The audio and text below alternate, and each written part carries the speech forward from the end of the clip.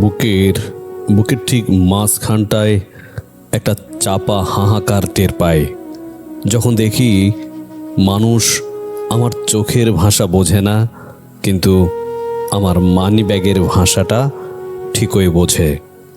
এক অদ্ভুত মায়াজালে জড়িয়ে পড়েছি আমরা। সবাই হাসছে, সবাই হাত বাড়াচ্ছে, সবাই পাশে থাকার অভিনয়টা নিখুঁতভাবে করে যাচ্ছে। কিন্তু দিন শেষে এই সত্যিটা কাঁচের মতো স্বচ্ছ আর পাথরের মতো শক্ত।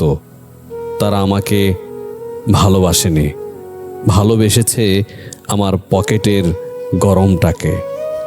টাকা জিনিসটা অদ্ভুত। এটা যখন থাকে না, তখন চেনা মানুষগুলো অপরিচিতের মতো পাশ কাটিয়ে চলে যায়। আর এটা যখন উপচে পড়ে, তখন দূর সম্পর্কের অচেনা মানুষগুলো এসে পরম মমতায় বুকে জড়িয়ে ধরে। বাহ বাহ, কি চমৎকার এ পৃথিবীর রং বদলানো। মাঝে মাঝে মাঝরাতে একা বারান্দায় দাঁড়িয়ে আকাশের দিকে তাকিয়ে ভাবি, এই যে এত এত আয়োজন, এত এত প্রশংসা, এত মানুষের ভিড়, এর মধ্যে আমি কোথায়? আমি যদি আজ নিঃস্ব হয়ে যাই, এই ভিড়ের কজন মানুষ কাল সকালে আমার খোঁজ নেবে? কজন বলবে, তোর কিচ্ছু লাগবে না রে, আমি তো আছি? উত্তরটা মন খুব ভালো করেই জানে। শূন্যতা বড় ভয়ঙ্কর জিনিস, আর স্বার্থপরতা তার চেয়েও মারাত্মক। মানুষ আজ চামড়ার মানুষকে ভালোবাসে না, ভালোবাসে কাগজের নোটকে।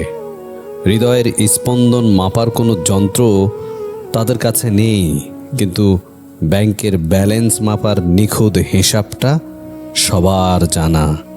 তবুও এই নিষ্ঠুর সত্যটা আমাকে ভেঙে ফেলে না, বরং ভেতর থেকে শক্ত করে। আমি শিখেছি এই মেকি ভালোবাসার ভিড়ে নিজেকে কিভাবে বাঁচিয়ে রাখতে হয়। আমি চিনে নিয়েছি কারা বসন্তের কোকিল আর কারা ঝড়ের রাতের আশ্রয়। শোনো হে স্বার্থের পৃথিবী, তোমরা আমার টাকাকে ভালোবেসেছ, আমার আত্মাকে নয়। তাই আমারও আর তোমাদের নিয়ে কোনো মোহ নেই। আমি এখন নিজের সাথে বাঁচতে শিখে গেছি। আমার একাকিত্বই আমার সবচেয়ে বড় শক্তি। টাকা দিয়ে তোমরা হয়তো আমার চারপাশের ভিড়টা কিনতে পেরেছ, কিন্তু আমার ভেতরের মানুষটাকে কখনো ছুঁতেও পারোনি, কোনোদিন পারবেও না।